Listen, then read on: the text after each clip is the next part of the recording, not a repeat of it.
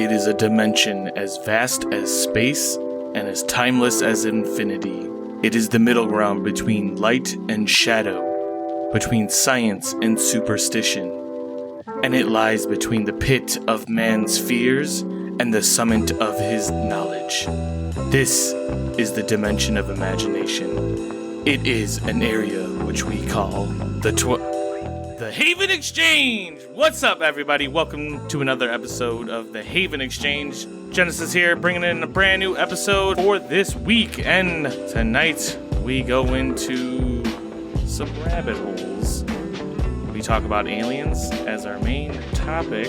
And of course, when you're dealing with aliens, you are very easily sidetracked by all of the other crazy theories, conspiracies, and all that stuff. So we get a little taste of JFK, moon landings, all of that good stuff. But we try to keep it on track and talk about aliens. Is there life out there? Are you a believer? Is this all bullshit? I don't know. But it's rather convincing, and through the entirety of mankind, we have always believed or wanted to believe that there was more than just what we see on this little rock. But before we dive in, we want to give some shout outs to our patron members. If you were not a patron member yet and you would love to support the show, head over to patreon.com/Haven Exchange and select one of the tiers and become a member and a supporter of the Haven Exchange today. Shout outs to our gold and silver patron members, Tashamonetsims, Nerdershewrote, Kazaya. Thank you all so much for your continued support towards the Haven Exchange. Much love and shout outs to you all. Now turn off all the lights, put on your aluminum foil hat, get ready to take notes while we dive into the realm of aliens.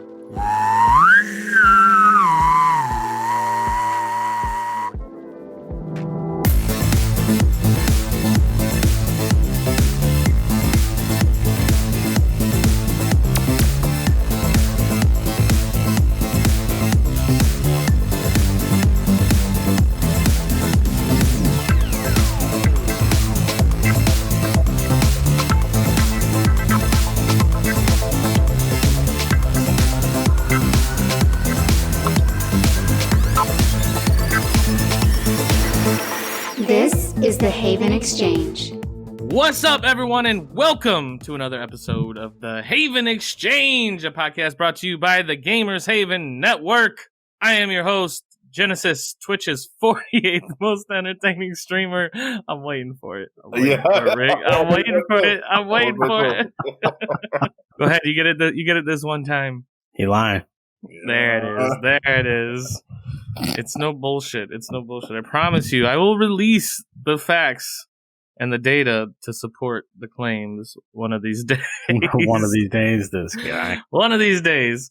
As soon as we hit 1 million followers, then we'll release, because then I'll actually be 48th most entertaining streamer. Anyways, how's it going, everybody? We are here recording another episode of the Haven Exchange. As always, I got my fellas with me, Mr. Big RC and the Rick sensation, Phantom _ dur. Yeah. What's up, guys? What's going on, man? Yeah, nothing much at all, man. This guy here. That's it? Just nothing much at all? Yeah, just man. Just you sound like a broken man. Nah, you know what? Nah, I'm just super relaxed now, just drinking this whiskey. And what smart ass thing were you about to say, Phantom? I was about to say, he probably got probed before.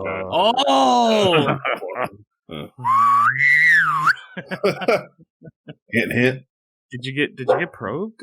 No, come on, man. Now you know better than that. Well, you saw that you saw that video, right, of the guy getting jumped by the 3 people, and then the one guy randomly decided to tickle the dude's ass. What?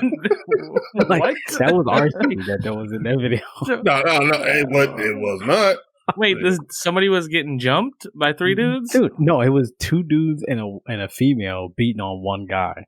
And for some reason, the guy that was getting beat on, his shirt was pulled up and his pants were pulled down. And the guy behind him just decided to just jam a finger up his ass. Wow. Yeah, no. You haven't seen that? Did it slip? Or was it intentional? No, it was intentional. It's definitely intentional. Yeah. Because the dude stopped. He like looked at it and then he tried to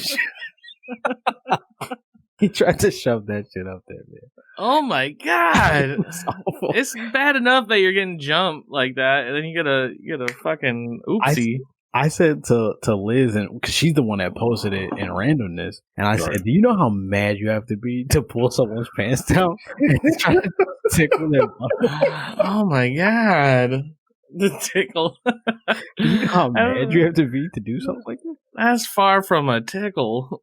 And like, This video. It's fun. It's all fun and games. But that's actually sexual assault. Like, oh yeah, for sure. They could go to jail for fucking rape or something. Like, bro. Well, actually, let's ask Big RC. What happened? That's still outside of here. Oh, okay. Did you sue? No, you know what? Yeah, Phantom. How did it feel? I got you later. Nope. All right, Phantom. Yeah, I got you later. Were they gray aliens or green aliens? Which ones were they? Funny. Green and brown aliens. They're green and brown. Okay. They were black and brown. No. What kind of whiskey you drinking on, RC? This Jim Beam apple, man.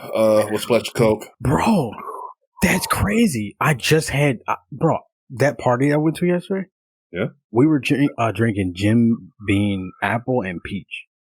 The apple is incredible. Yeah, it is. That apple, like peach juice as a separate, or is it apple peach? No, it's apple flavored Jim Beam or peach flavored Jim Beam. Oh, I see. Oh, okay. Yeah, that sounds yummy. And we mixed it with we mixed the apple with the Minute Maid watermelon juice. Yeah. Oh, flame! Damn, that sounds dangerous. It was so wise because it's the watermelon. Because it's too yummy. So you're gonna be 3 drinks in and not realize you just drank 3 drinks of whiskey. Big boy. I wear big boy pants, Ryan. That's just cause. Well, go ahead. I'm gonna finish that. Yeah. Well, that's why you're going to the gym. Yeah, man. You gotta pump a little iron, big dog. Huh? Yeah, you gotta get them big boy jeans a little smaller. Yeah, you gotta build some muscle. That's a math. How often are you going to the gym? Man, I've gone every day. For the past week. Congratulations. Yeah, I try to. I want to do at least 4 days a week. I can. That's a good goal. Yeah, my body can handle it if I go about an hour and a half each time. You still training up to take out them 5th graders? Yeah. Shit, start away from these fits. All 50. All right. They won the first round. Yeah. Oh, you definitely got to catch. You definitely got to catch the hands. Oh, how often? How long are you going? Are you going for an hour each time or something? Or anywhere from an hour and a half to 2 hours usually. Damn. Yeah, dude. That seems 2 hours, 4 days a week. That's inspiring. Well, so what I do is I break it down, right? 30 minutes is just treadmill, then maybe another 30 minutes on the bike. And then the last hour is working on a specific lifting or what's the stairs? Oh, I can't remember what it's called. The Stomp Master 5000. Pretty much. Yeah, you're going up the stairs. The Suzanne Summers. This guy. But yeah, I try to just, spread the love throughout the body.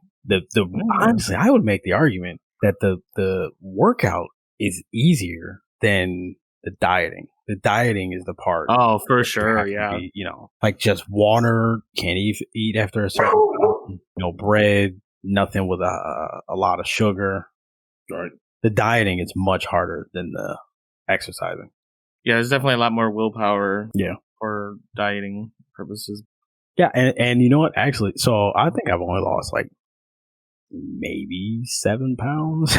Okay. 7, 8 pounds. Yeah. But I mean, I make it a habit to not measure myself often because I don't want to be discouraged.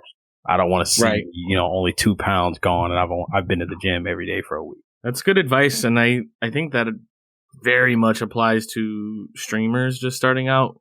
Like when you're trying to reach for affiliate and you're sitting there panicking, checking your average viewers every 2 seconds, and you'll go crazy doing that shit. Same thing with working out when you're like stepping on the scale. Like, why the fuck didn't I lose? And there's so much things that are going on in your body, right? Like muscles building up, so that's extra weight, but it doesn't compensate for the weight loss and doesn't add up on the scale and the numbers, and fuck shit, you go crazy. Yeah. And I remember, going to the gym in the beginning, and I remember after like my first and second days, my legs would feel like absolute, just like noodles, Yeah. And then I think the third and fourth day, it didn't hurt at all. So I was getting like, oh man, I'm building a tolerance. And one of the guys at the gym was like, well, no, that just means you can say that you're building a tolerance for it, but it also means that you're not doing enough because you need to push your body further. Like you need to stay in the noodly state kind of thing, or kind of like he's like, you shouldn't do it to the point where it's hurting like a lot, but you should be pushing your body because you want to stress your body out in order to build muscle. At least that's what he said. I mean, he could be full of shit, but that makes sense because I think that's the way the muscle works. It rebuilds from the damage of it, and like when you're working out, you're sort of damaging your muscles, right? And then it builds up new muscle tissues and shit. Something like that. Yeah, he's a fit guy, so it's not like it's not. There's no reason to not believe him. Yeah, it's like, all right, cool. Maybe you know a little bit about what you're talking about. Did he tickle your butthole? No, he did not. I'm a little disappointed though. I feel like I deserve it. Like, what's wrong with it? The topic we're going to be talking about tonight, to shift gears a little bit from tickling buttholes, or maybe not. It could be in this. It could be in the same realm. We're going to talk about aliens. Aliens.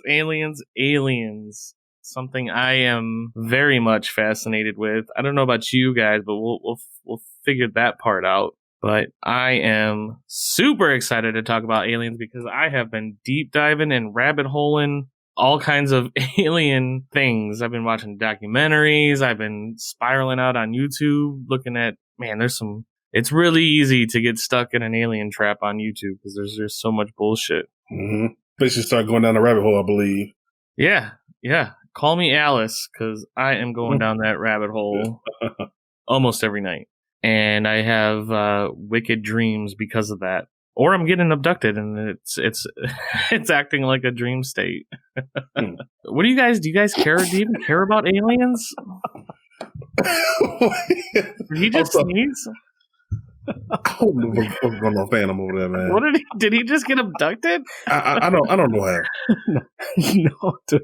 So, oh my goodness. So I'm sorry. I looked over at my phone and I got a notification. Dude, I just saw the video Ryan posted of playing as Anakin in VR. Oh, dude. I should have never posted that. I didn't know it was going to distract you that much, man. What is this? It's a video of it's a video of a VR game. Someone playing as Anakin Skywalker in VR. He's just stabbing kids in the face with lightsabers. You have to send me that one too. Okay. All right. I'm sorry. Go ahead. Okay. What are we talking about? Aliens. Do you guys care? Do you guys even care about aliens? Do you give a shit? You know what? It's like at a young age, I cared for the whole world about aliens. As I got older, like that interest just slowly just seeped out of me. Was it like Santa Claus to you? Like just sort of that fantasy? Santa Claus? Well, I wouldn't say like on level of Santa Claus, but more like my interest of seeing if it's true to almost where it's like I wanted to be like an astronaut. You wanted to be an astronaut? But yeah, at least that was one of the main things I wanted to be, when I was younger. That's pretty cool. Yeah, but then, like I said, as soon as I got older, it's like, that just kind of went away. I could definitely see you being an astronaut, too. Oh, for sure. Yeah, like that. Absolutely. Like, now that you said it. Yeah, because like all of his movies are kind of in that same realm, Yeah. Space is like pretty big for you, it looks like. Yeah, because sci-fi is your main genre of films, right? Yeah, I would say that, yes. But your search for the truth has faded away as you gotten older. Yeah. What about you, Rick? I do. It's weird. Like, better question. Do you Okay. believe aliens exist? Yes, I do. I Do you feel believe like they visited us? I do. Yes. Oh. Only because it's impossible for me to think that as big as vast and never ending as the universes are, I think it's next to impossible that there's no other life on any other planet except this one. Sure. You know what I mean? Like, my thought process is it's one of two things. Either life has visited us or they're out there like us where they don't know and they don't have the capability of communicating with us. So for all we know, aliens from other planet could be just like us. It could be identical, just on a different timeline type thing, where Trump actually lost the presidency the first time, or like something, shit like that. Like, are you thinking more like infinite universes, parallel universes, things like that? Yeah. Like, what if all time is the same, but because the universes are spread out, what if there's one timeline, but there's different universes handling the same situation differently? Yeah, totally. There's theories that exist on that platform. Mm-hmm. So now we're talking about multiverse. That's multiverse theory. Like, and I've heard a couple different theories on how this works. There's sort of the one that mainstream and movies kind of will dive into the notion of basically any choice that can be made will have been made in its own universe. Mm-hmm. Sure. So if we were coming up with a topic for recording this podcast, we would have already recorded every single topic we have listed in this session across all the multiple universes. Right. Trippy. Very. But there's another theory, and I forget the scientist's name, one of the physicists. He suggested that it's not every choice that can be made that branches off into a parallel universe. There's only certain choices that are made that exist in other universes like that. So like major things, whether you get in a car accident or not, kind of stuff like that. Not just like, oh, I chose to go to the bathroom at this second, or I didn't, and now you butterfly effect, and now you're, president of the United States or some shit. It doesn't. He suggested it doesn't quite work that way. Okay. But with that said, so you think the aliens could just be more humans in these parallel universes, which would make sense if all the matter and material that makes up what we are as humans or the animals on our planet comes from the universe, then it would make sense that the other things that are out there are just like us in most of the way. Sorry. Right. This is the shit that I think about. Yeah. No. I mean, you definitely put a lot of thought into it, obviously. Yeah, because this is my shit. I love thinking about this. And Alien specifically, it's so hard. You got, Roswell, was that 1947? I believe some of that. Yeah, I know the 40s, but yeah. Yeah, when that shit really took off in society, you had the crash. And there's the newspaper. There's the fucking newspaper that came out calling it out as a UFO, and then like the next day it was retracted by the government saying that it was a weather balloon or whatever. Mm-hmm. So of course it's going to lead people to be skeptical of the government even from then. Right. So I take it you're a believer then, Big Garcia, in the very least? Oh, yes. I don't know how to explain this, man. My thoughts behind it have gotten so complex and weirded out as I gotten older. Mm-hmm. At the beginning, I'm thinking, yes, aliens, or at least a part of me want to believe that aliens existed, right? I don't know if they look like the Greys, the ones that are classified like that, or, like the small body, big heads, black eyes with gray bodies, or like they're just tall and lanky. Something that's human looking, but just something totally different. Right. From me thinking, as I got older, thinking that like aliens were probably just demons, because I was like religious back then, you know what I'm saying? Mm-hmm. And what I thought was like people experiencing maybe possessions or some sort of form of it to where they were able to see these demons, and then they classify them as aliens because they probably never saw a demon before, you know? Right. Yeah, I've heard sort of the comparison between the two, angels and demons of the aliens. So do you think it's more so the religious side then? Like they are demons and angels versus they are other beings? Now, as of right now, I have no clue. Well, yeah. but back then, yes. When I was thinking that way, yes. Oh, that's a crazy, especially like as a kid too, or like I don't know if you were a kid, but a young adult. But like as a kid, I'm thinking more like the Greys. And then like I said, when I became a young adult, I'm thinking, oh, they probably just saw demons, and you know, I don't think no human actually seen a demon before, except for like literature. But like, I think that's the stuff that it just drew up just to make it look more scary. Sure, on paper, you know. Right. You don't want to fuck with the devil because these demons look like this. Like, no, thank you. But dude, do the demons do probably like to probe. They probably. I mean, don't know, man. Don't know. Like just tickle buttholes and everything. I mean, I don't know, man. I could see a demon. I would see a demon doing that over an alien. Oh, absolutely. Really? Yeah. Yeah. Dude, a demon. You think, okay. Go ahead. No, I'm just going to say that an alien, gray alien travels all that way to come here to stick fingers up our buttholes. That makes no sense to me. We don't even stick our fingers in the animals that we discover on our planet's buttholes. No, that's I don't know, but I don't know. I feel like that's not necessarily the case because they stick other things in those things' buttholes. You know what I mean? I don't think that's the first thing they do. I you discover a new species of like tiger or something. The first thing we're doing to study it is jam a medical object in its butt.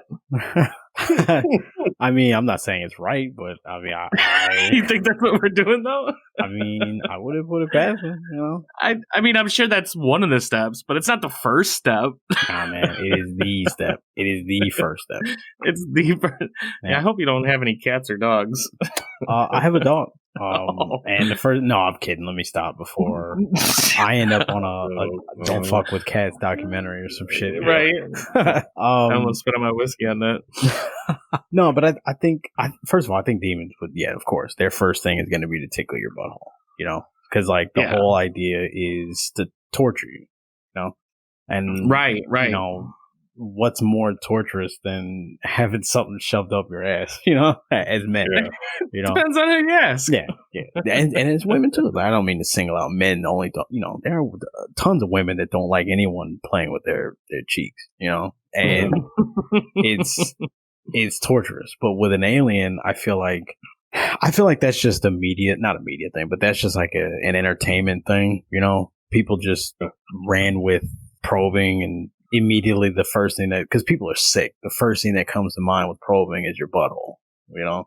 Well, that's what I was going to say. I think it's totally based on fear. You know, you have this claiming this experience of being abducted, and a big fear would be getting something shoved up your ass by somebody else, unwarranted.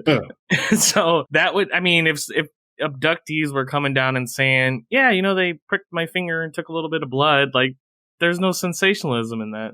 This fucking alien shoved this big old steel rod up my asshole. That's going to sound a lot better. Dude. And it definitely make you kind of wonder, man, like the people who, like, quote unquote, got abducted. Mm-hmm. Like, do you think they could just be mentally ill and drunks that just came up with some shit? Oh, for sure. Absolutely. But at the same time, I don't keep record of all of them. So, like, I don't know if all the stories sound similar or not. Because if it don't, there's like, oh, okay, then all y'all just fucking crazy. But if it's some similarities, it's like, oh, maybe we should look further into this, you know? From what I have come across, they definitely have a lot of similar elements. Oh. Yeah. Okay. Especially, I've seen they have the Area 51 convention where people go to, and I seen this, I think it was Penn and Teller's Bullshit, and they were like interviewing people at this convention, and they all were saying like they gave them like pictures to point out like, yeah, that was what they poked me with, and they asked somebody else, yeah, that's it. And so like they do have a lot of similar things, but I think there is mental illness that comes into place or attention seeking from a lot of people. But amongst all that, I believe that there's some true stories in that. Okay. Not that there has to be, but there's a lot. I feel like we have to be getting visited. I don't know. According to scientists, like I haven't really actually did like the research myself, but like looking at the Milky Way galaxy, it is fucking huge. Mm-hmm. Yep. It is tremendously huge. It's like even if we discover some sort of way of space traveling, I don't think we could like chart the whole galaxy within like 10,000 years. Yeah, even if we would have to come up with a brand new way of space travel in order to explore any far reaches of the universe. Yeah, right. Like, or in just our galaxy. Right. That's why the whole Mass Effect idea was like, remember when that game first came out and how, at least for me, with the whole idea of a mass relay. You know, it's essentially light speed from Star Wars, where it's like it's just a bunch of matter that kind of gets together, and it's like electrons, or not electrons, but I can't remember what it is. But it's like matter just forms together, and then it essentially electrocutes you and pushes you to another side of the galaxy, right? Yeah. It's not in any kind of vehicle? No, you're in a vehicle. I'm sorry, you're in a vessel, but the vessel kind of. It basically just warp speed you into, you know, Star Wars type light speed, where it just sends you to another side, you know, to whatever your destination is. And I remember thinking, slingshots the ship into the direction where you want to go. Exactly. Yeah. Exactly. And I remember seeing that back in, what was that, 2007? And I remember thinking that's a very cool concept, because one of the main reasons why we can't get past a certain point is because of fuel. You know, we can't really get far enough without fuel. And then also, what about the return trip? So like, you have to be very careful with that kind of stuff. But if you can figure out a way to boost your, you know what I mean? Like if it's something like, I don't know what you could use for energy, but you know, something that's like a sustainable source that's just unlimited, you could absolutely do it.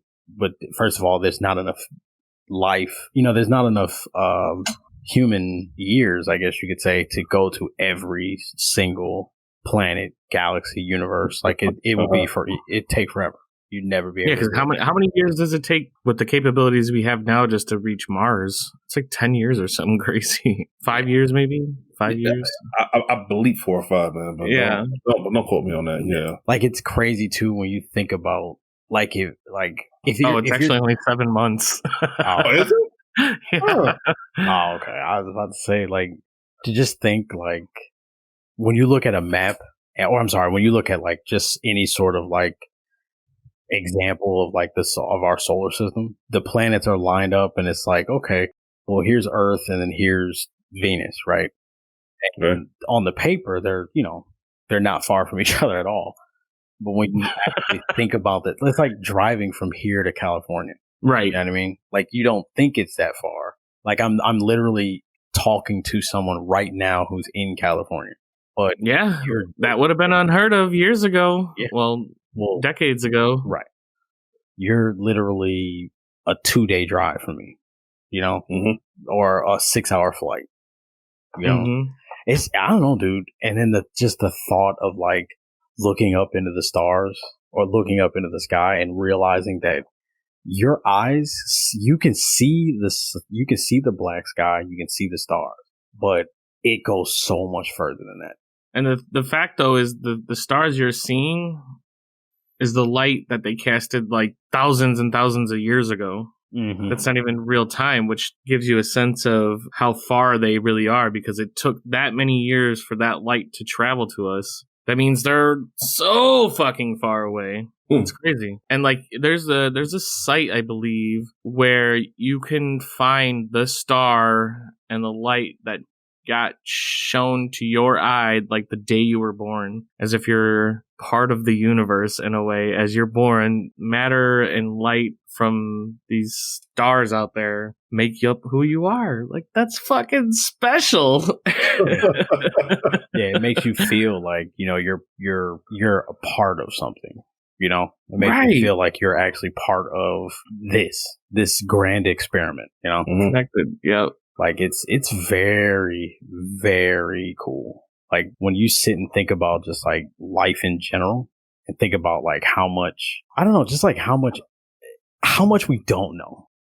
Like think about the stuff that you just said and how cool that is, but then there's so much more that we don't know. Right. Which is crazy. I mean, thinking about the vastness of the universe, that's what gets me to become so involved with hunting down information on aliens and extraterrestrials. And because you want to believe that if they can do that, if they can visit us from somewhere that we can't even see, then they have a whole other chapter on the book that is everything around us. And so unlocking that information would be fascinating. It might be like detrimental to society if everybody figured. I don't know. I feel like now people wouldn't really go into mass panic if it was revealed that aliens exist. Because we had Trump released the footage from the CIA, right? And nobody gave a shit. What, he did? Yeah, you didn't see that? He released 2 videos of flying saucers being caught by jet airplanes or something, and they released it. They said, this is what we came across. We don't know what it is, blah, blah, blah, blah. But then, like, the world didn't care. Well, the world, nothing, not a single thing Trump does will ever be seen with a positive light, That's true. Nothing. Yeah. I mean, I get it. People think he's a liar and all that, but I mean, there are some things that are true that I'm not trying to say the man's a great president or anything like that. All I'm saying is you have to look at things, as they are. And yes, unemployment was at a record low. It's also right now, the most people that have applied for unemployment has never been higher, So it's like you can blame him for things. You can give him credit for things as well. I get it. Orange man bad, but like, let's just, I think the alien stuff that he released was outside of any of his campaign as a president. I think he claimed that he asked for the information, or claimed that he asked to have something revealed. He was like searching for this information. I think he had something against the military industrial complex housing secrets from the president of the United States. Because they don't let the presidents in on that shit. Bill Clinton, Hillary Clinton, they all tried to get the information. They were denied. Because the idea is that just because you're president, you're only there for minimum of 4 years. Right. You're not a lifer in that role. So like they're not trying to give these presidents any sort of information or secret, like the real secrets. Right. Now I sound like a conspiracy theorist. Like no, but I think. No, but I think you're right, though. Yeah, I think you're right, though, because they're looking at it, from that same perspective. Like you're not in that role forever, Yeah. Plus, there's so many things. Although you could make the argument that that's, even though they're not presidents forever, they still get Secret Service forever. Yeah, They're still protected under that Secret Service, because if if the president falls into the wrong hands, then So that's also a reason why they probably don't tell them everything, because the president is a figurehead. So our enemies know who that person is. So if our enemies get a hold of that person, then essentially all of our secrets go with them. So you never tell one. But whereas like a random name of some random guy who works for the CIA, no one knows who that is. No one knows. You know what I mean? Like it's probably a billion people on this, not a billion, but there's probably thousands of people in our government that know something, but you can't pinpoint who they are that know something. Yeah. There's probably like a group or like one guy that houses it all and keeps those secrets. And then other people get sort of maybe little bits and pieces here. Even so, the CIA even were the first ones to come up with the idea of conspiracy theorists. There's documents revealing that they wanted that term to be out in the press to sort of pocket a part of society that were trying to search for the truth, and have the rest of the people outside of that pocket look at them as just crazies. So conspiracy theorists, even just the terms by themselves, it doesn't sound scary, but when we say that together, like you're like, okay, that person's crazy, or you use it in a joke. I'm a conspiracy theorist. Like the CIA brought that out. Yeah. Yeah. And like the wild part is, like, I've had this same argument with my dad, actually. Whenever someone's having a debate, it's the same as like I don't want to say the word, but Germany, those group of people. Nazis? Yeah, I didn't want to say it on the podcast. You could say Nazis. I mean, you never know. We could get flagged in the algorithm or whatever. I don't know. But I was going to bring up the Nazis in a second here, so well, yeah, we'll get that out the way. But I think Alex Jones, right? He's one of those people where people, anytime he says anything, people immediately write it off like, "Oh, this guy's a nutcase." And they keep using like the same, like the frogs gay thing, right? But the crazy part is, Alex is not wrong on a lot of stuff. Yeah. He's actually right on a lot of shit. But because when you say things like it makes the frogs gay, people immediately go, "That's stupid. You sound like an idiot." But it's not, though. Like, that is a real thing. There is something in, I think it was the water or something like that, where it's changing the sex of the frogs. Like the sexual orientation? Yeah. Or changing No, it's changing like the sexual orientation of the frog. Like it's changing their sexual orientation. Interesting. Yeah, I hadn't heard about that. I've watched some Alex Jones things, and the way he talks, he seems like a nut job, but then if you listen in and sort of filter some of the bullshit out, it's kind of interesting to hear. I don't want to say he's not wrong, because like he was dead on about the I can't remember what it was called, but like the secret society shit where they were like sacrificing goats in like the woods wearing like masks. Oh, I know what you're talking about. I can't remember what they were, like a high society, something like that. Yeah, it's where all the elite go. Yeah, it's not Groves, Bohemian Grove. There, he was dead on about that. Yeah, and he was saying that for years, and nobody took him serious. And then when it came out that he was right, they just kind of were like, "Oh, whatever," He broke into it, didn't he? Yeah, he was there. Like, he filmed it. You're right. Like, why are we still writing this man off as a psycho? Like, well, you have to look at it with some sort of intelligence and know that there's a good chance that there's some shit that's just wrong, whether he believes it or not, and it's just info that's coming to him. But then there's also shit that's right. Right. You just have to be intelligent about it, or at least make a judgment on certain things. Now, I definitely don't think that he is. I'm not saying that he's right all the time, right? But we don't know. We don't know. There's no way to prove it. Exactly. There are something like he was on the Joe Rogan Experience not too long ago. I think like last week, and with Joe Rogan's Spotify deal, it kind of went a certain way, and they took off all of his Alex Jones episodes off Spotify. So, well, they didn't. It was actually it was a glitch. Well, I looked into that. Go ahead. Yeah, no, it went down. They said it was a glitch, and then they re-uploaded, so it should still be there. But that one episode, all the other ones are still off Spotify. You're saying all of Joe Rogan's episodes are gone from Spotify? No, all of Joe Rogan's episodes with Alex Jones. Are you sure? Yeah, like he's had Alex Jones on Spotify on his podcast like at least 3 times that I know of. There's like 3 times. There was one by himself, one with Eddie Bravo, and then that dude. Yeah, that's another dude.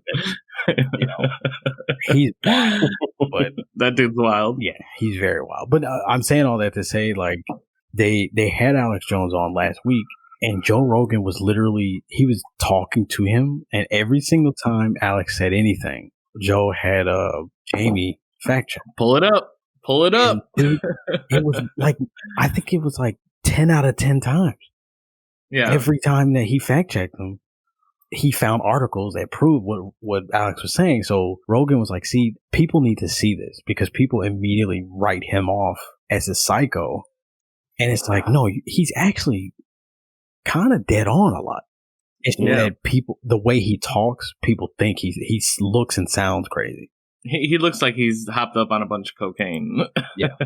He does. He does. He really does. And the thing about him, too, is he stays away from aliens and UFOs. he barely ever talks about anything with that topic. It's usually secret societies, and he talks about like globalists and shit like that, which have some ties to that. That's what I was going to say about the Nazis. There's a lot of, I mean, it's proven and factual that the Nazis were dealing with like occult sciences and a lot of paranormal shit, and they were going into that. But then there's this added layer of theory that suggests that Nazi Germany was contacted first by the aliens, and they gave them some of the technologies, or they gave them something, or had conversations with them or whatever. And is that the Project Paperclip where we took all the scientists? Yeah, their scientists. Paperclip. Yeah. So why would we want their scientists? Well, it was to get to the moon. Like I think we were trying to. Wouldn't we rather like Soviet scientists? They were the only ones we were in the race against. That's true. Well, we were in the race against them, but I think they looked at what the Nazis were able to accomplish, and they were kind of like, all right, look, our morals can take a backseat. We're trying to beat the Russians, you know? And like there are way too many things about the Nazis that just people just kind of let go, you know? Like we took their time, like we took some of their scientists, like the guy who invented the chamber that gassed them. He was like the head of NASA or something like that. But what were they doing in any of the wars that their scientists were desirable for us? Especially for NASA with propulsion technology. It's not like they were building flying tanks and shit. No, but I think they were also I think they were ahead of their time. Because... yeah, I mean...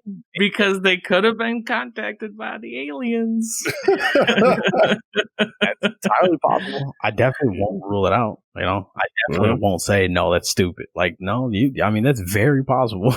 I'm just saying, it doesn't... I don't know much about that side of history and why we took their scientists, so there could be a logical reason why we did. Well, I think it ultimately went to... I think they were ahead of their time with their engineering. And I think we were looking at their abilities and we're like, hold on, you built a chamber that can gas people? Like, what? That doesn't seem really hard, though. No, I mean, well, now it doesn't. But back then, you know, you're talking. Yeah, true. We're talking, what was that, 45? 7? I'm hoping this is when Hitler died. Wasn't it like 45 or 7? Interesting that 47 was when Roswell happened. Ooh. 45, by the way. It was 45, okay. And then 2 years later, come on, people! Now I'm going to start sounding like Alex Jones. Oh, God. Yes, I mean... I'm just saying, keep an open mind. That's what I'm trying to do. I don't take in everything as, like, facts. But there's some shit that's going on. I feel it. Now, let me... RC, while you have... What day was it that Hitler died? Like, I know, isn't that 45? No, I heard 45, but did they have, like, a month day? Oh, you're about to get deeper. April 30th. April 30th? So we're talking April... So get this. April 30th, 1945, right? Mm-hmm. And then you're talking, what, 4 months later? We dropped a bomb on Hiroshima? Was that real? Yeah, August 6th, 1945 is when we dropped the bomb. Like, 12 months later? Like, you can't tell me that those Nazi scientists didn't have something to do with that bomb. Well, what's that got to do with Hitler dying? No, I mean, it doesn't. But I'm just saying, like, the fact that he died, we got their scientists. He tried to collect the dots, man. Yeah. Damn. No, that is kind of spooky. Yeah. But, you know, because this is definitely going into another topic of ours, of conspiracy theories, that we definitely need to do that one. Yeah, we should totally do that. I want to go down that JFK rabbit hole with you all. Yeah. Oh, my God. There's some crazy shit that we could talk about with that. I want to go down that one. I want to do... Well, the JFK thing, there are conspiracy theories that link his assassination to him trying to seek some of the knowledge that Trump now was trying to do, the Clintons were trying to do. Mm-hmm. And I think, I may be remembering this incorrectly, but he had gotten, was he the one that was having the thing with Monroe? Yes, he was. He told her some shit, and then she got assassinated. And then he did as well, because he wanted to let the American people know what was going on, according to the conspiracy theory. But there's also hundreds of other theories on why he was assassinated, which we'll definitely go into that stuff too. But to keep it on aliens, there's definitely a connection, or there are theories that connect his assassination to that. Did you see the video, the Washington Lights video? Nah. It's wild. There was this like French photographer hanging out just doing a photo shoot of like the city, and there were it was like 15 of these lights that were flying around ahead of the White House, and it's all on video. You can see it. It's nuts.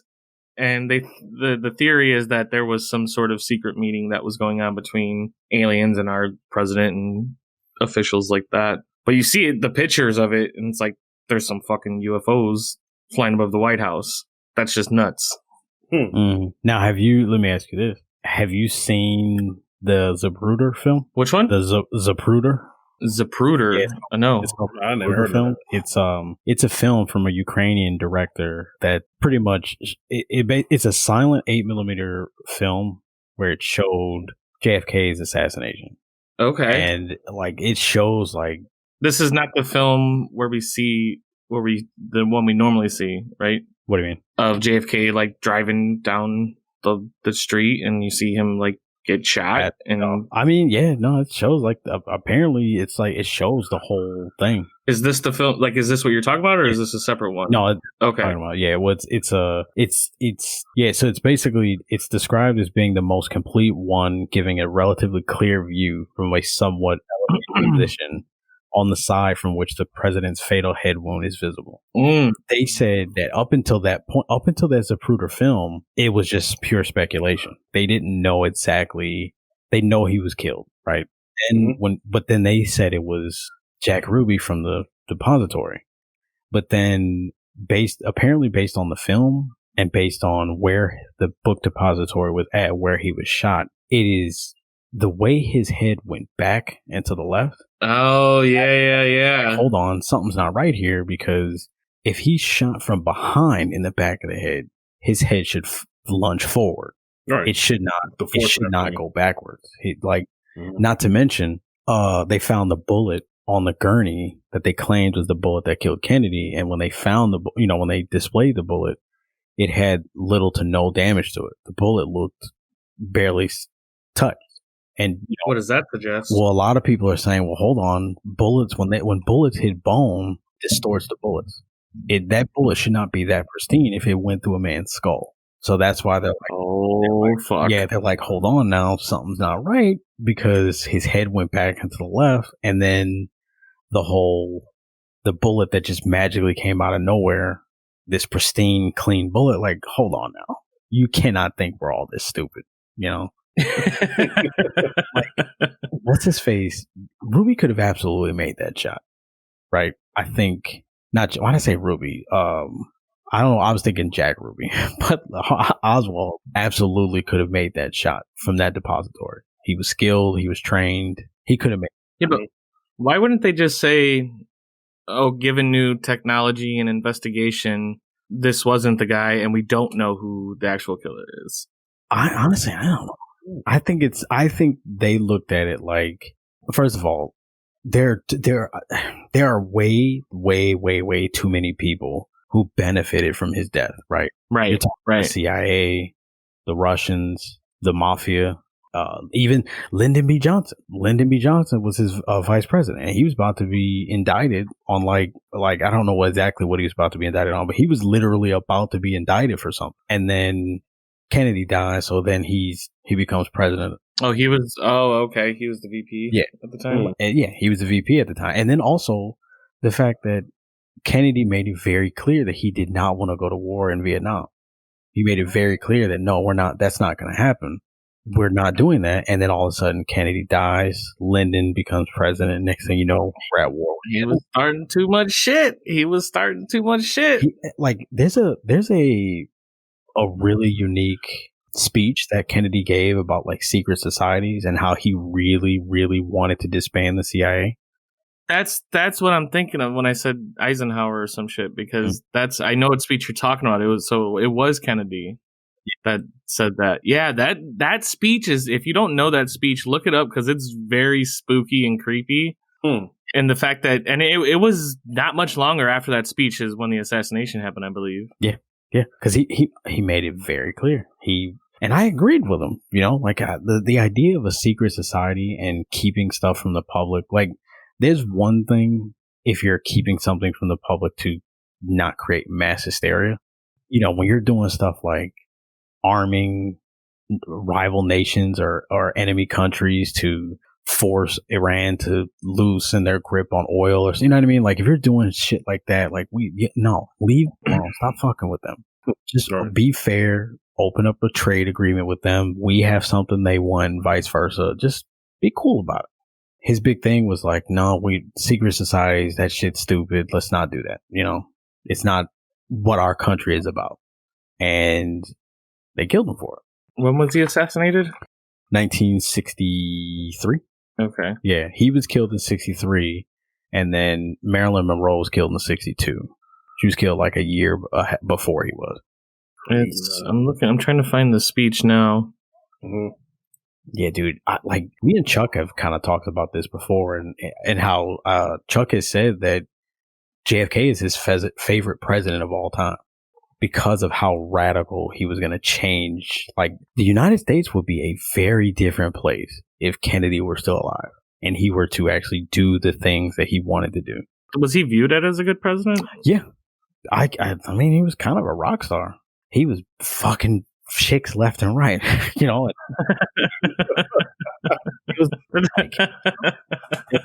That doesn't make him a good president. but in the eyes of they viewed him in the same way that they view Obama.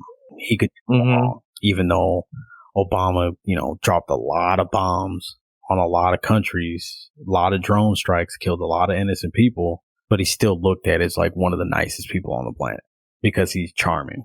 Right. It's like, dude, you're still kind of a mass murderer. You did kill a lot of innocent people with those drone strikes. So spare me with the high road. Yeah, here's an excerpt from that speech where he says, "This deadly challenge imposes upon our society two requirements of direct concern, both to the press and to the president. Two requirements that may seem almost contradictory in tone, but which must be reconciled and fulfilled if we are to meet this national peril." Dark.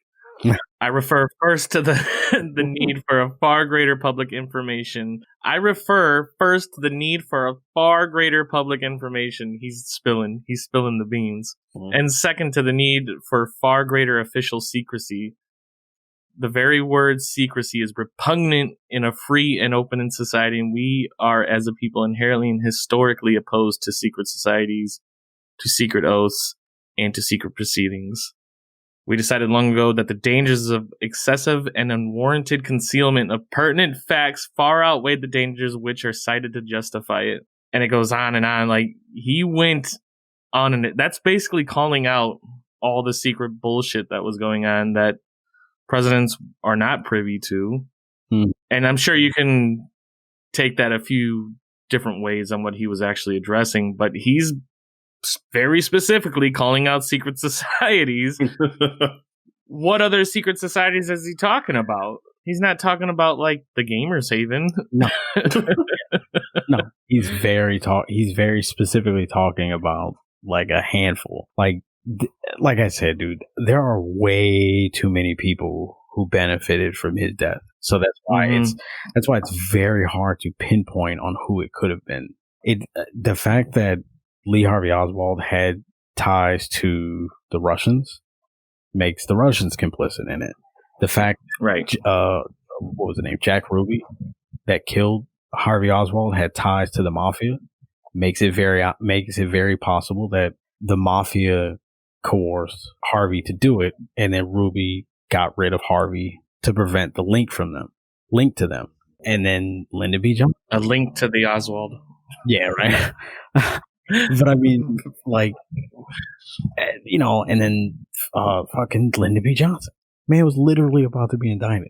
I think it was like racketeering and fraud, and like it was a bunch of weird charges for someone who, as a VP, should not have.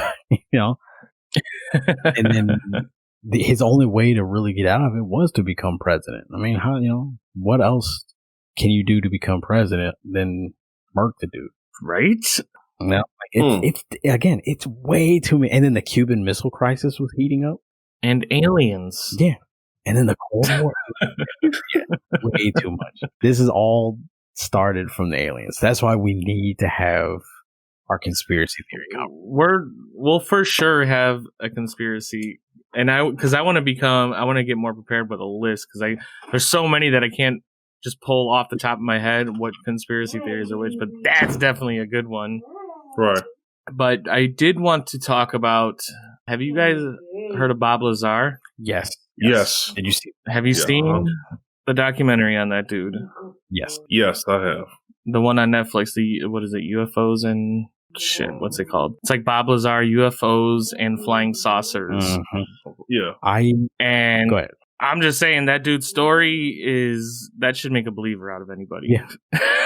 We talk about, was it Element 13 or something like that? 19? 115. 150. Oh, okay. Yeah. For him to talk about that, what was it, like in the 80s? 80, yeah, it was like 88 or 89. He talks about, okay, so a little backstory for those that don't know before we go into it. Bob Lazar was a propulsion engineer or something like that. He got recruited to work on Area 51, or like a subsite of it. It was like S4, I think.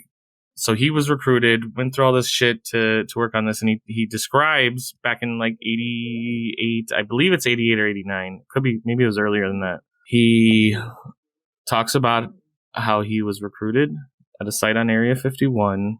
He's seen flying saucers in the hangars there, and he was working on a reactor specifically in his like department with like one other dude.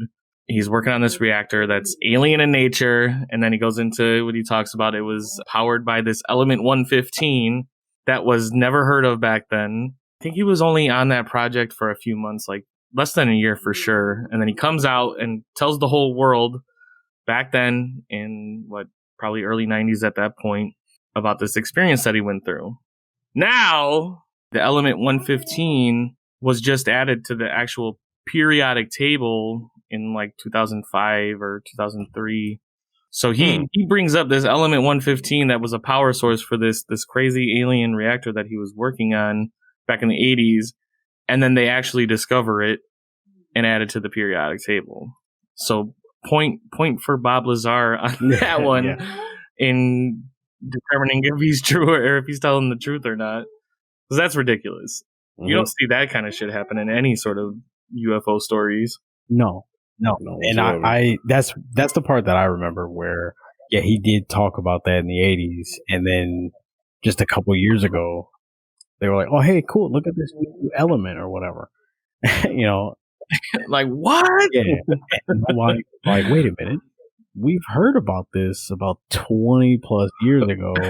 So, are you saying that everything else he was saying was correct? Or, like, it's just that part? There were other things he said that turned out to be correct. He talks about the way he went into the base itself, this reader that he would place his hand on that would scan for bone density, because apparently that's unique to individual, like humans, like your bone density in your fingers is a unique fingerprint. And so when he talked about that, everybody was like, you're fucking crazy. That shit, who's scanning bone density? And then it again comes out later. They showed the actual thing that he was talking about, and yes, it was scanning bone density. They use these in like secret bases, military bases. They're like, holy shit, this is a real thing. That's point number 2 for Bob Lazar, talking about this experience that he had. And then he talks about, so he even like drew out this whole schematic of like the actual craft that he went on to work on, because he said it was very compartmentalized, where it was only him and one other guy that were just solely focused on working on this antimatter reactor, where it would, when he put his hands on it, it would push him away as if you're trying to put two magnets together. And it was like gravity. So it like somehow controls gravity. It goes into the schematics of these UFO craft and how they were set up to where there's like 3 cylinders underneath it that power the gravity to control lift and direction of movement, and that's how they can fly through space really fast, because it's like essentially, I forget how he described it. It was something like if you put like a bowling ball in a mattress and you see everything sort of like flow to that point. Yeah. That's what they're doing in space, where they're like creating this gravity point that pulls you to that point or whatever at like super high rates of speed or whatever. Yeah, I mean, the shit that he talks about. And the dude is like, I don't want any of this attention. I hate this attention. He's like, I'm not making any money. Any shows he does talking about this thing, or he has it all, any sort of funds or anything that's received by that are donated to scientific research. Like, he's not making a dime off of this story. And he says he hates the attention, which, I mean, you could be like, that's just bullshit. You really love it. But when you see this dude talk, he doesn't sound crazy. He sounds very intelligent. He knows what he's talking about. When they try to look into his history, he claims all of his information was scrubbed, like where he attended college, the work he did in propulsion laboratories, that's all been scrubbed, and there's no like evidence that he's ever worked at any of these places. So like when he came out with the story back in the 80s, they pretty much scrubbed his entire life from the records. Wow. I would suggest watching that document, or just like interviews with him. I think he was on Joe Rogan as well, talking about all this shit. And it's just like, holy, yep, shit's real. Oh, that's crazy. I know we strayed away from aliens a little bit and whatnot, but did we? I know a little bit. We kind of. I mean, true. We did a sidebar with assassinations and Nazis, but we were right back to that, man. I always kind of wondered like what was going on during the old days in Egypt, when like how they were able to create all these pyramids in these certain landmark spots that lined up with the stars correctly. I mean, like, I feel like, them having that advanced mathematics and architectural skills led me to believe that aliens might have been involved in that, Yeah, because there's stories of like the pyramids, and then similar pyramids in like Mexico and shit that are built very much the same way. And those cultures would have never met each other all them years ago. Yeah, exactly. But then, like, that's just going back to what I said before too. Like, what if they got this stuff from demons? That probably were aliens. You know what I'm saying? That probably knew how to speak their language and teach them all this stuff and everything. But like I said, that's just another story for another time. No, that's the story for this time. There's the ancient alien theory, which is that we were visited by these ancient aliens a long time ago that gave knowledge to the Egyptians and how to build the pyramids and what to do with them. And then they're even like suggested to be power sources for their craft. And then even back further than that, there's theories that a lot of the books of like the stories that are told in the Bible were actual like alien interventions with like war between the angels and the demons, were these good and bad aliens that were fighting on this planet. Or even further back, that our DNA was somehow genetically modified with the alien DNA, and that's how we had this sort of sporadic jump in intelligence and great expansion. Like evolution, huh? Yeah. Oh, okay. It's the Anunnaki, I think, is that the aliens, or because it was the ancient Sumerians that I think were suggested to be like the first sort of hybrids, I think, of the aliens. These Anunnaki. And a lot of these leaders, like the Egyptian pharaohs, because they said they reigned for 500 years or whatever, or Sumerian leaders were these actual aliens. But I don't know. I don't remember if they ever said like what the point of it was. If it was just to like, I don't know, have us build shit for them because it's funny. I don't know.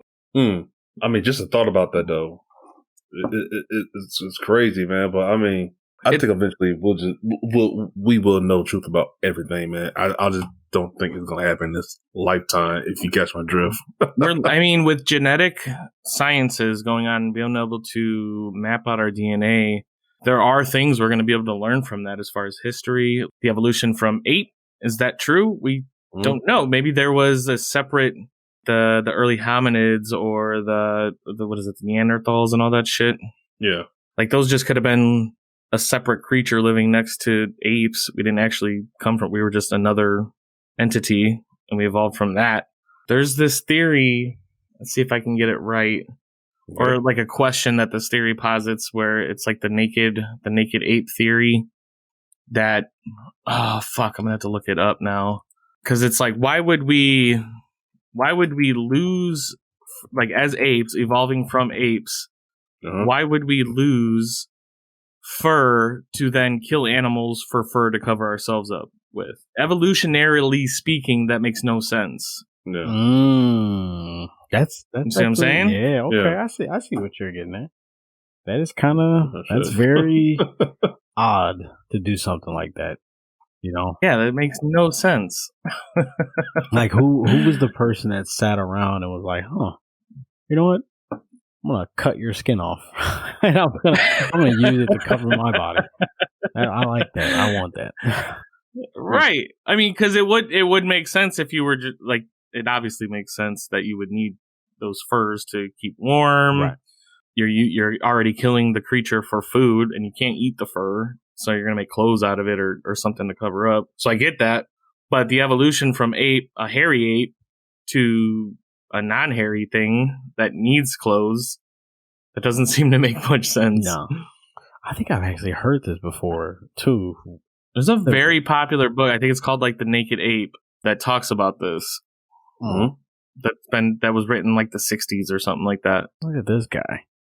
I'm into it. I'm involved. Believe me, I get it. Like there aren't too many things that like as far as aliens go, there aren't too many things where I'm like, yes, I 100% believe the narrative that's given to us. But with aliens, it's kind of weird, man. Like I don't understand how someone couldn't think that there's life out there. You think that of all, like the infinite galaxies and just the infinite, just everything that's out there outside of this planet, you for some reason seem to think this is the only planet with life on it.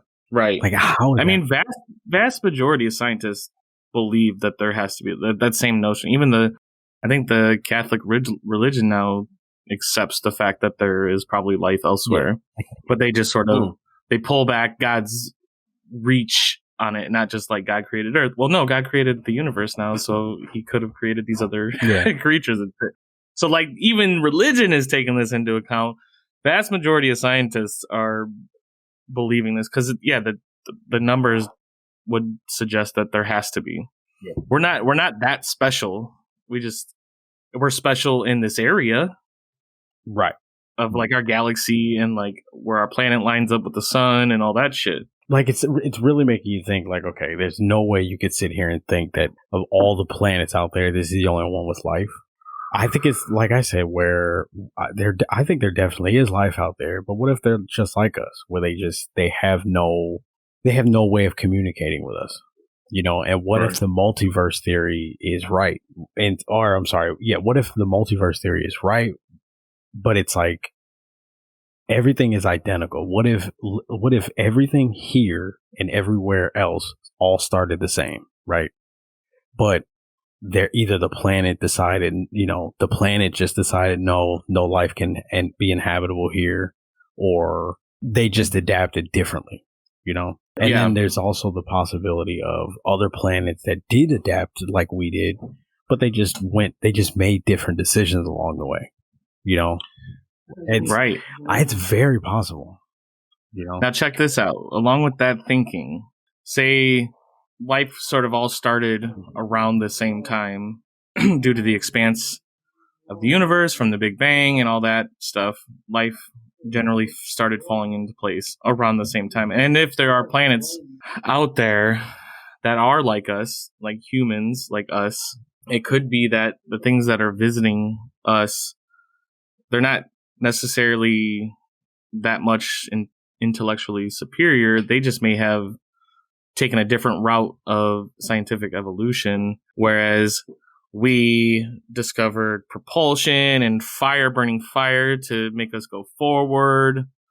And these other beings from these other planets, maybe they had some material on their planet that allowed them to discover how to utilize gravity. So they had no need for fire and nuclear and all this shit. So they're coming to visit us. And they're like, holy shit, what the fuck are these dudes doing down there? Mm-hmm. They got like nuclear bombs and shit. So like, we're going to stay away from that. So they're like kind of scared and they're just observing us because they have the technology to observe us. Mm-hmm. But they could very much be, like Rick's saying, just like us, but they took a different technological sort of evolution route than we did based on the materials of their planet, wherever they come from. Right. Yeah. Man, it's definitely, it'll hurt your brain. Yeah, it'll hurt your brain. Yeah. I mean, I don't really go down the rabbit hole too often when it comes to aliens. The rabbit hole that I go down is typically like, if it's not JFK, then it's yeah. I think the JFK is really the one, because I really truly believe in my heart that our country would have been so much better off with if JFK were to get rid of the things that kind of steer us any way that benefits them. Yeah. You know? And let me throw this curveball at you though with that, because there are, now these are like crazy theories. So no. bear with me. Was that Trump was kind of trying to do the same thing that Kennedy was in revealing all this shit. Right. Mm-hmm. And so him being targeted, I mean, it's not really hard to put him in the limelight as a crazy person. Right. But to give the little nudges here and there, like, we need to get this asshole out of here. He's not as far or as close maybe that Kennedy was to warrant an assassination, but who knows, maybe we'll still see that. But there's a lot of theories out there that the shit he's saying now and has said, especially with revealing the UFO stuff, right, is very similar to what Kennedy was trying to do in leaking, because Trump's a billionaire. Like, he's got his own shit. He doesn't have any reason to be in the pockets of the governments. Right. Now, what I've always said is, I think people need to pay attention to, if we are under the mind frame that the media is manipulative and the media does things to keep you afraid, it's so weird that I cannot fathom how so many people claim to hate and distrust the media, but then they use every media talking point to talk about how bad Trump is. Yeah. Like, it does not make sense to me at all. Like, like yesterday, I was talking about when I was at the little get together, I was talking about Kamala Harris and her record as a prosecutor. And how, you know, one of her things was she had this thing where if your kid did not go to school, and if they were truant too many times, or they were, you know, absent too many times, then the parent could be fined and or jailed for that, right? And so when I was like, yeah, that's like, you want that to be your vice president, more than likely president, because Biden is not going to last 4 years. The guy is slipping down that dementia slope real bad. You know, you're telling me that that's who you want to run? Who's his VP? Kamala Harris. Yeah. Oh, okay. Like, that's the person who's done that. And then she's also been caught red-handed withholding evidence that would free an innocent man from prison. And you know, well, I don't want to get too far into the political. Well, but what I'm saying though, this is gonna be another Witcher situation. But all I'm saying is, like, sometimes when the media tells you one thing, like, I don't understand why. I get what you're saying, because you want to, you use it when it benefits you, and then you dismiss it when it's against you. Yeah, and that's no way to handle any sort of conversation. And can't be like, oh, okay, this liberal article supports my beliefs, but this Republican order dismisses it, so I'm going to attack that article, but I'm going to hold this one up in high hopes. It's pure tribalism. It's always. Oh, it totally is. It totally is. We as a species are so primitive still. It's ridiculous. Like, if with everything, with literally every facet of our life, we are tribal. And that's why it's fascinating to want to know if there's other things out there. Because, like, how do they work? Do their societies mirror what we have? Or are they looking down at us and thinking, these assholes are fighting each other and destroying the place they live at the same time? In the new season of Humans. Or just the TV show? Right. The UFOs are just the cameras? That's probably exactly what's happening. It totally could be. I 100% believe that other countries, or not other countries, that other species have seen us and been like, we want to interact with them. But I feel like the first thing they're going to do is try to... They're going to shoot us.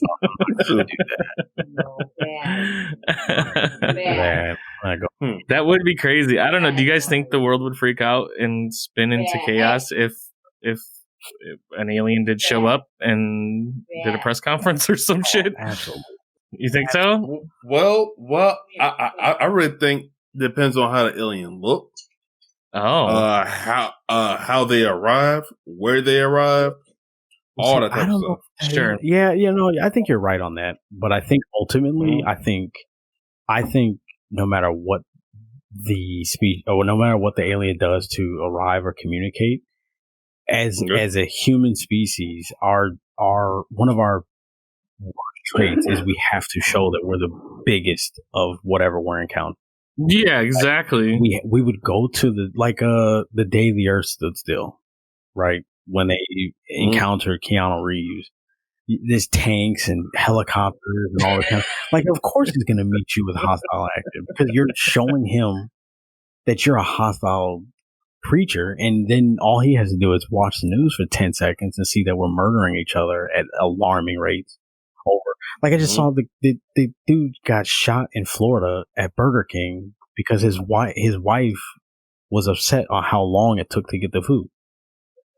Oh my God. She left. She went back to get her husband, came back. They got into an argument, and the husband killed that dude in Burger King. Jesus. Because of, like, dude, look, I'm not saying I agree with it, but I understand why Thanos did what he did. If you look at, I forget who they compared Thanos to on a political level in his ideology, because he wasn't backed by, like, I just want to murder people. No, he's just like, I want to create balance, and shit's gotten out of control, so we need to create balance. Blah blah blah. But you can't just go doing that type of shit. Can't start murdering. Can't just, like, I'm gonna just make everybody disappear. What if they are hostile? What if the beings are hostile, and how are we to know how to approach them in any sense? Do we show that we have a little something, or do we just peace and love? No, I mean, I think it's not. I think you send however many people they have. So if aliens were to show up, right, and it's one standing there, then just send one person. Just be like, look, I've been sent on behalf of my government to communicate with you and see what it is that, like, what's your purpose? Are you cool? Are you going to start some shit? Like, what's going on? And then their reaction will tell you, if they say, hey, like, I feel like if you go to any situation and you show too much force, then you're going to be met with force. You know, so you definitely don't want to. You see some alien race or something like that. You see some alien in a spaceship and you think, oh, I'm going to send 20 tanks, 5 fighter jets, and I'm yelling at him through this blowhorn like, hey, who are you? Of course it's going to phase you to hell. Like, like, you're out of your mind if you thought that would just be met with rainbows and in a welcome party, Well, that's why I believe that they're not that much. The things that we see and you read about the UFO sightings, I don't believe that they're vastly superior in intellect to us. They may know some shit, but I think it feels more plausible that they came here, let's say 1947, maybe even a long time ago, and they've been keeping an eye on us. But just starting with 1947 as a benchmark with Roswell, they meet with people who they have observed to be in charge. And they have conversations. We'll trade some technologies. I mean, there's theories that the U.S. government alone is housing so much technology, but it would change the complete economic society that we are in if we have these things like free fuel or things that are beyond like gadgets and widgets to keep us occupied while they continue to do their shit, you know? Right. But because if there were some vastly superior species with huge, they're not going to give a shit with hiding from us. They would already know our capabilities. It's like you walk past, you know, bugs on the ground. Like, you're not fucking, you don't give a shit about them. Like, you'll just do whatever the fuck you want anyways. Yeah. Odd. So there's no reason for them to be any sort of, you know, I don't know. I've heard that as well. Well, go ahead. I didn't mean to cut. No, I was done. That's all I was saying. Is just like, if it seems like if they were this superior race, they would make themselves known and just be like, yeah, we don't give a shit if you guys go into chaos. Like, we don't give a fuck. We just came here to say hello. Hi, we've been here. Or hi, we created you. I think they would absolutely, like, I think it's that where they showed up, they saw us and were like, oh no, you're way too focused on inventing ways of killing each other instead of empowering and bettering your fellow humans. Like, you don't deserve our technology. Yeah, that's a good point too. You guys aren't ready yet. You're not ready to be enlightened and wokened. And you can imagine maybe the distance and time that maybe it takes for them to get here. That they came here the first time way back when RC is talking about, and then for them the next visit is like 1,000 years later or whatever in 1940, and they're like, holy shit, look at how much they've come up. And now that they're coming back now, or maybe they left because you would think with all the technology we have to capture things and we don't have a million more sightings. Or the Greys could just be probes. They're like cyborg beings that are sent here as just probes. Yeah. Like recon, huh? Yeah, that's what we would do. Huh. A drone, we would send in a drone. That's their drone. Exactly. They would send in the little thing that would just kind of be like, hey, go check on those assholes. See what they're up to. And then they get here and they see we've invented like the 9th different iteration of a corn dog. And they're like, oh, right. Like, you know what? These people don't need instant transmission. They don't need any of that. They got like the like C grade level alien that's on Earth duty. He's just like sipping coffee. He's like, God, I hate my life. Send another drone in. Yeah. He's just like reporting back, like, look, man, these assholes just new corn dog. Yeah, the new corn dog. Cool. Like, they're still blowing each other up. There's a new corn dog. Nothing new to report. We're so good at still not ready. We're so good at inventing ways to kill each other. We can't even solve something as simple as like world hunger or climate change or any of this shit that actually affects our everyday lives. We're so well. See, that's a good point because that's why I fully believe with our society, it's unique to us as a planetary species to just have this need to always improve, to always get the new thing, to always make something better. I mean, even us as humans, we're the only ones that do that on this planet. So that has to be something unique to us. So any other species that's out there, they build a thing and that they might not be enticed to just build something better. They're like, this shit works. I don't know where it's going with that, but I think just that they're on the same intellect level as us, but maybe we are special. Maybe we are special in the cosmos. Oh, that's true. Yeah. I think it's one of those things where, maybe one day we'll get there, but dude, if we can't even, no, I'm not going to go down that Metal Gear. Metal Gear. I can tie what we're talking about to Metal Gear, but no. Ultimately, I think in our lifetime we're gonna we're gonna see some big breakthroughs in technology and stuff. I mean, like Elon Musk is a fucking alien, by the way. That dude is for real an alien. No way, that dude. You don't get that smart and then just invent all this rant. Didn't he just launch something too, like a new tequila or something like that? Something. He's always doing something. Yeah, the man just, you know. And where the fuck did he come from? He just happened to be in the spotlight out of nowhere. Yeah, I'm building rockets and I'm going to Mars. The fuck? Now I'm making cars, electric cars, out of nowhere. Out of nowhere. Yeah. And then he's an alien. Yeah, the dude is for sure, huh? For sure. I don't have proof yet. No, I have proof. I have. You have proof? I mean, with a net worth of $94.5 billion, I mean, possibly. And he just sold off all his houses. He's like living a minimalistic life with what'd you say? 90? 94.5. Okay, look, this is the 95 billion. 95 billion. Yeah. Ridiculous. He's an alien. I've talked about that where I've said, like, if I became like just ultra wealthy, like even if I was just a millionaire, dude, I would live exactly the same way I'm living now. Like, because I would, like my thought process is I'm not gonna buy any of that extra stuff to impress anybody else, right? I don't give a shit if people see me in a new car or a new, I don't. You wouldn't enjoy a new car though? No, I'm saying I would get a new car for sure, but Rick's gonna be a billionaire, still hopping over to GameStop trading used games. You know what? If it makes them happy, I guess, right?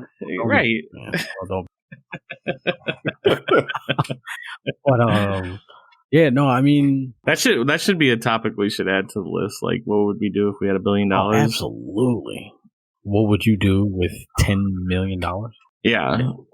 I want to hear those ideas from you guys. Mm-hmm. Absolutely should try that. Well, yeah, I think we've man, I could just talk forever and ever about alien shit. I don't know why it fascinates me so much. I think the idea of something new, we're sort of grown up and we live our lives reading history books and the shit that happened before us. And the shit that we're living in it now with like a new phone, new computers, new technologies that come out. It's, I don't know, maybe not as special because we're living in it. So 30 years after our generation has died off, they'll be reading about us or listening to this podcast like these stupid bitches were talking about that. And like if they only fucking knew. If they only fucking knew, right? And then that's, I don't know, that's why it's enticing that some really historic scale thing that happens in our lives, like the findings of alien life or crazy technologies that turns all our sciences upside down, is so fascinating. And that to me is why I go down the rabbit hole so much about it.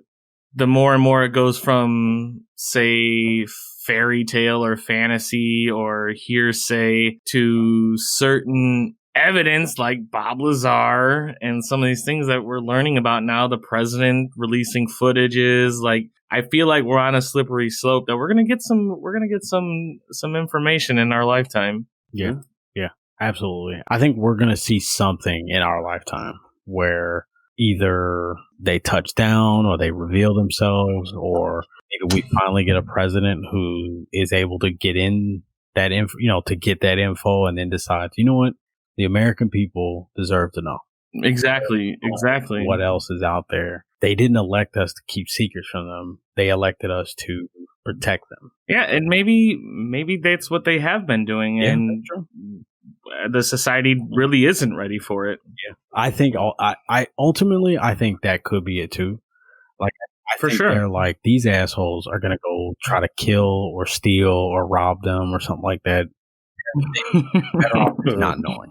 Because humans as a species, we are so flawed. Like, there's a few out there that are awesome, like my two little girls. They're they're good. They're perfect. Yeah, of course, they're perfect. Whatever. That's because they're untouched by society at this age. Yeah, like it's scary out there, and I get why they may not want to tell us that there's more, because they're like, you people can barely figure out your own shit.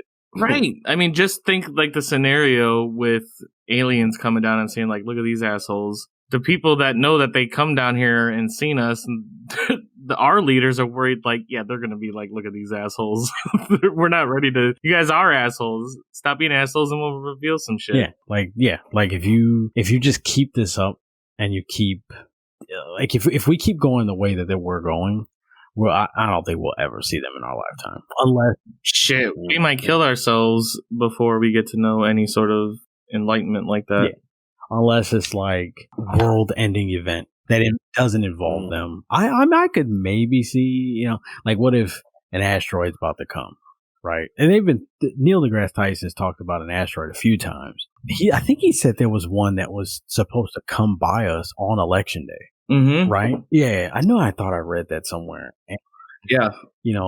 I mean, it was close, but like, it was like 8 moons, like the distance between moon and Earth. It was like 8 of that away from us. So it wasn't like it was like about to like curb us. It was still pretty fucking far, but it was pretty close in comparison to any other large object that is coming hurling at us. See, that's the other thing too. Why have we not, like, there are so many things that we could figure out. Like, why haven't we figured out a better way to air travel? Why haven't we figured out some sort of something to protect us from asteroids? Like to protect the planet from... Now, granted, that would take global effort. It would take global effort, but I think the reason really is that our politicians are not intelligent in sciences. They're intelligent in a lot of things that make them politicians, but don't really give a shit about science. Especially our country. I mean, the global warming thing, people that say that's fake or like that's just wrong. Yeah. It's just, and then our politicians politicize these topics to gain edges over certain things, but they're not going to say like, yeah, let's put $1 billion to plant a turret up that destroys the asteroids flinging at us. They're not going to do that because they don't give a shit. Like, what's the chances of an asteroid coming towards us? Well, tell that to the dinosaurs. Wait, okay. Now, I'm glad you brought that up. Before we change subjects and all that good shit, or before we close out, I need to understand. So, I don't know why I don't know this, and I feel like if Jody listens to this episode, she's going to absolutely ridicule me on why I don't know the answer to this. Uh-oh. Jody is the queen of knowing useless information. So this is one of those things where I don't understand how the girl just knows. Like, she was telling us yesterday something about... No, what is the thing you want to say?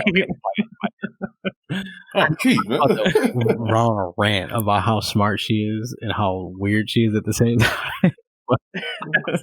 Sorry, Jody. We'll get to that later. She called me a thumb once. Oh, wow. No, but the asteroid, right? The asteroid that supposedly took out the dinosaurs, right? Mm-hmm. If an asteroid was that strong to wipe out a planet, would it have damaged the planet? Yeah. But did it? I mean, like, I don't know. Like, they have found... Was it a large crater in Mexico? Yeah, they found the crater that they suspect to be the one that took out the dinosaurs. Okay, so so there's the crater, but is the crater, how big was the asteroid? Was it big, like, to a couple miles wide or something like that? Okay, so but it would wipe out dinosaurs across the entire globe? Yeah, and you also have to think back then, the way the continents were positioned with Pangea and stuff, they were much closer together. Yeah. So a cataclysmic event like that, hitting it with the impact, I mean, minimum, like, it was like the minimum, like, size of an asteroid that could affect that. It wasn't even like it was like some crazy big one. Anything of that size would hit us and cause that sort of catastrophe. But that's why it took them out. And the small mammalia, like rodents and shit, were able to go like underground and survive. And that's how evolution would describe where we came from, and like how mammals took over after the reptilians were destroyed off. It's crazy. Yeah. I mean, they think they know, and that's not the only extinction level event that has occurred on this planet. There's been at least, I think, 7 or 8 extinction level occurrences that have happened. See, this is why you all need to play Death Stranding. Kojima is the smartest man alive because he literally dude. Okay, I'm not gonna go down that rabbit hole with you. We're just gonna cut it out anyways. But What? but you know what though, man, I am in the process of playing all the PS5 exclusives, so I'll eventually run to that game. Yeah, I do want to play that game because I love that setting too, like Fallout, like post-apocalyptic shit. You know, that shit's You'll be able to play it on that new PC. Yeah, there you go. Be able to play it. There you go. And that game is a masterpiece on PC. I've heard mixed things. I've heard it's either really amazing or it's, I'm sure you've heard the Amazon simulator. Oh, it's a 100% an Amazon simulator. But it's a good one. Kojima's mad. But before we go down off-topic rabbit holes, to bring us a little full circle before we end, I just want to paint the picture of the day of reveal. These aliens, whether they're the Greys or not, and they come down and they're like, "You assholes thought we were just tickling your buttholes." Like, is that that shit didn't happen, and then we got to put them on like trial and like lie detector tests. We promise we weren't putting anything up your race's buttholes. We swear that's some shit you guys made up. We didn't do that at all. We didn't even take you people.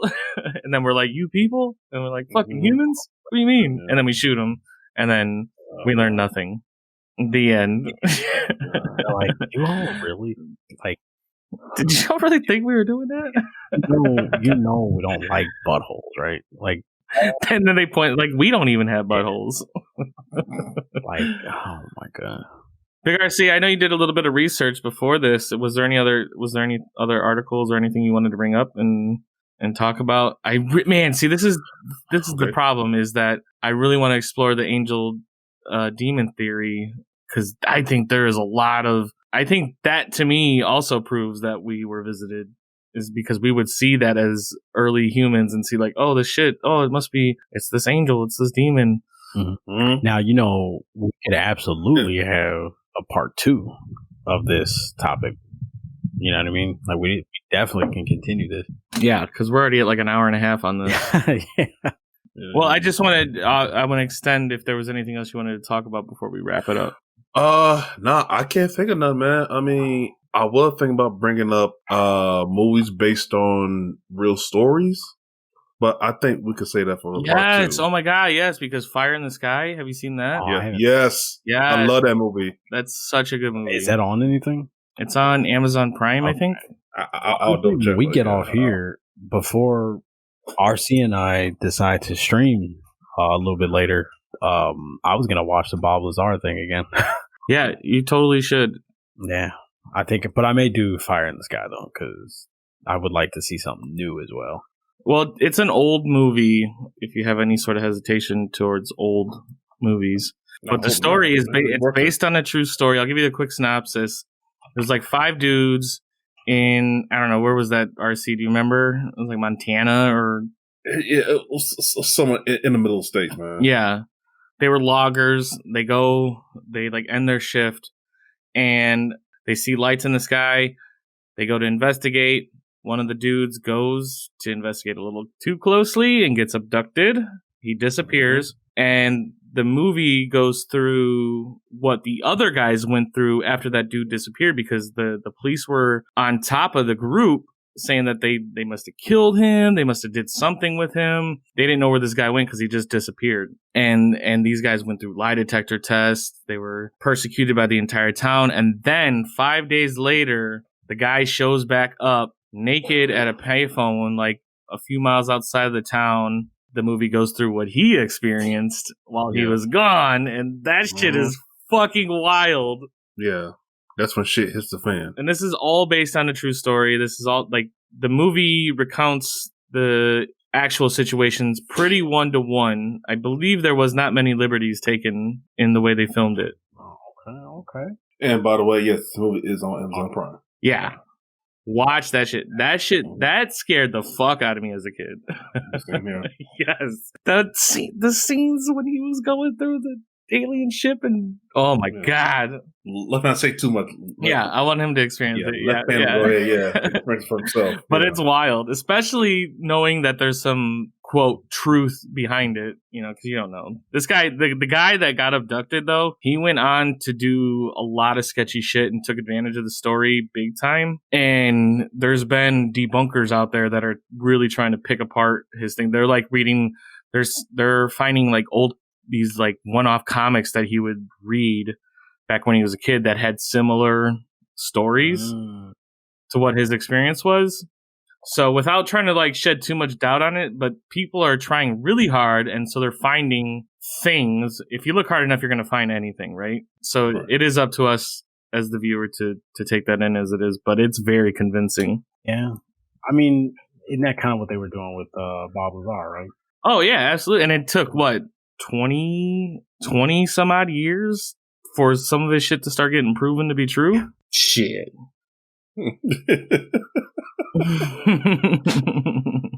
I would also suggest, Rick, since you sounds like you watched some of Joe Rogan, Bob Lazar was on one of his episodes, and if you haven't watched that, watch that. You'll get more of a sense of Bob Lazar's character and how he talks about. He's like, I really don't care about this. I want to talk about other. And you see when they start talking about scientific theories and just sort of thing, he really starts perking up and getting involved. And whether he's just maybe exhausted from telling the alien story stuff, or he's just like, I don't really care. Like, this is what happened to me. I'm not trying to bullshit you. But then you see a shift in his energy when he's talking about other stuff that he finds interesting. So it's not like it really doesn't feel like he's trying to bullshit people. His story is very convincing, especially with the whole, like, I discovered an entire element. Now, to be fair, the element that they did discover, the element 115 that we did discover, it doesn't it self-destructs after like a few seconds. So it's not sustainable in any way. Mm-hmm. So it's nothing that we can actually use. Yeah, but these elements, they have isotopes, and there's like various isotopes of an element that can become sustainable. I think he talked about like how hydrogen has isotopes that are poisonous, and isotopes that's like the hydrogen that we see in H2O, where it's totally fine. So now that we have discovered this element, although the isotope that we have found, it decays almost instantly, we can't do anything with it. It allows us to possibly discover these other isotopes that could lead to maybe the shit that was powering this reactor that Bob Lazar was talking about, that he was trying to do research on, which apparently they weren't able to come up with shit. And I'm going to go even further down this shit, so you guys got to tell me when to shut the fuck up. But it was suggested that the military industrial complex or the CIA or whoever, every, 10, 15 years, when science catches up or makes advances, they open up these research studies on the crafts that they have found. And then when nothing is discovered, they lock it away until they feel like science may have caught up to get some more answers, and then they bring more scientists in to research this shit. Because he was saying we didn't know what the fuck was going on with this by the time he was done with it. Man, dude, this whole thing is oh man, bananas. I know it's bananas. It's hard to like talk about it logically because you don't know. This all could be just bullshit. It's convincing. It's enough to entertain me. I'd rather look into this shit than, I don't know, other YouTube bullshit. Well, I guess that about wraps up at least part one of the alien discussion. Rick at the beginning was like, man, I don't know how long we could talk about aliens for. 2 hours later. There's so many things we discussed on this, present, past, future. Like a lot of the past shit I want to get into, because there's a lot of crazy evidence out there that implies alien intervention back in like Big RC talking about Egyptian days and even before that. There's just so much to take into account. And it's fascinating. If this is all fake, that's a lot of shit to just be like out there as assumption and fantasy, and I don't know, it's crazy. Yeah, and then the other thing too is it's like the same thing with the flat Earth theory. Like, in order for something of that magnitude to be a fake or to be a conspiracy theory, like it would have to be a lot of people involved in order. Oh yeah. And it doesn't make any sense. I think flat Earth is just it's something. It's sort of an ironic mockery to more legitimate conspiracy theories, and then people jump on board anything. So like the people that started that were like, yeah, let's come on. Yeah, the Earth is still flat, and then they provide bits of probably misinformation that people just latch onto. The curvature, but where's the curvature? Oh, get the fuck out of here. I hope none of you guys believe this theory. I know. If anybody out there that is listening is a flat earther, I would love that you get the free pass to come on the episode so we could talk about it. Yeah, like flat Earth is definitely one of those where it's like there are way too many people that would need to be in on it, for that to be for no payout. There's no benefit to having the Earth be round versus flat. Why would they lie to you about something like that? Now I could see different. Now we're going with this. This probably should be saved for the conspiracy theory episode, but I could see different reasons why the moon landing would have been fake at the time. I could see why that could be fake. But I know that we absolutely have been there since, regardless of that taping. Well, so I'm going to say that I think we went to the moon, but I think we faked the footage. Yes, I would completely side with you on that. I think we absolutely went there, but we could not bring back any of the footage. Mm-hmm. We have to show something. We have to win, so we have to show something, right? So bent on beating the Russians at everything. There's no way we're gonna sit there and let them think that there's no way we're gonna let them think that they could beat us at anything.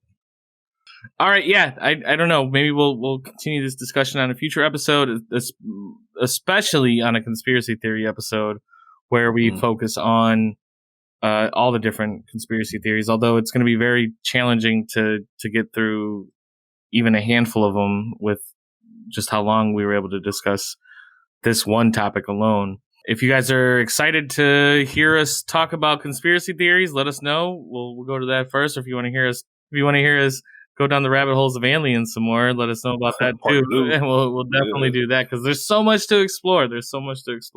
So I want to give a big shout out, big thank you to everybody that tuned into this episode, listening to all of this jibber jabber, and we're gonna drop all the links to most of the stuff that we're talking about here because I want you guys to check that stuff out and be in my world for a little bit. So we'll give links to Fire in the Sky, to the Washington Lights, to Bob Lazar, to even some JFK stuff, and then we'll drop a link to Amazon to purchase Witcher 3 just for Rick.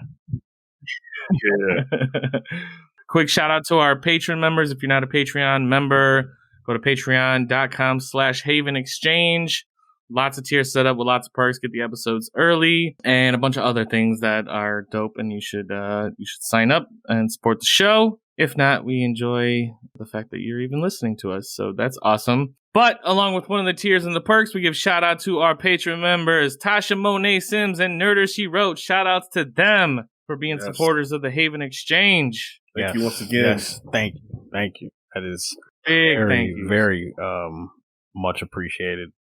And let's see, I am your host, as you know, Genesis_GH on Twitch. All the socials followed by that.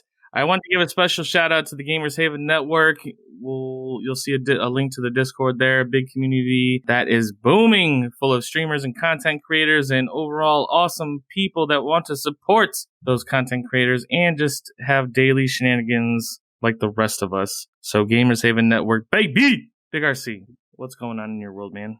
Same as always, man. Stream it every now and then when I get a chance. So definitely check me out at twitch.tv/BigRC_GH. And check me out on social medias at Twitter and Instagram and YouTube, BigRC56. Yes, that YouTube channel. It's dope. Go check it out. And if you're into horror games, I hear from a little birdie that that's going to be a big focus of Big RC's Twitch channel is horror games. Am I wrong? Am I right? Oh no, you are definitely right. But I'm definitely balancing between that and other games as well. But Absolutely. when the time comes, though, I'll be focused on horror games once more, like all time, like 24/7. So Awesome. And it is election year, so Phantom Rick Twitter is blowing up. I'm gonna keep just associating you with you're the political guy. So well, one of our topics will be politics. Yeah, I'm very much looking forward to that as he eye rolls. Don't lie to me. But so tell them where we can if they want to reach out to you. Well, I think the most important way to get in contact with me is definitely through Twitter. It's at Phantom_GHN. That's where you'll see me post all kinds of stuff. I mean, it's all over: politics, gaming, funny memes, the whole nine. And if you listen to our fifth grader episode, think about where his humor lies. Those are the memes you're gonna get. Well, no, my memes on Twitter are very clean. Now, Facebook is where the dirt. That's where like the dirty shit goes. That's where there's like the Wild West. That's why it's all kinds of words and it's a whole ordeal. But like Big RC, I am also on Twitch at. Yes, I'm also getting back into the Twitch world, so I'm actually planning a stream tonight. Actually, for all you know, I could be live right now. So just go to twitch.tv/Phantom_GH and hit me with a follow. Yeah, he's playing all kind of what do you I know you're playing Phantasmagoria. Is that the name? oh my god, Phasmagoria, Phasmatania, what is that game? Okay, we gotta stop right there. Sir. Just cut. Thanks for tuning in. I always like try to Google it and I never can get the name right. Really? Yeah. What is it? Phasmophobia. Okay, there we go. I'm gonna remember that. Or it could be pronounced Phasmophobia, but it's spelled with an O. Okay. So yeah, definitely check out Phantom_GH on Twitch as he plays Phasmagoria. Well, so I'm playing that now, but occasionally I'll dibble in some other games like Witcher 3, Doom Eternal. And I've been actually thinking about doing a full playthrough of Metal Gear Solid.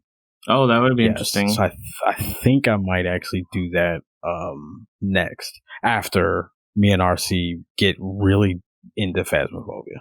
Yeah, what I like about Phantom's Twitch streams, when he plays the games, he tends to slice in sort of IMDb facts about the game he is playing, which I don't see very much of on Twitch streamers, so I think that's really unique and interesting thing that he does. So especially with a full Metal Gear, so I know you got all kinds of Kojima tips and background things that would be on an IMDb trivia page as you're playing through it.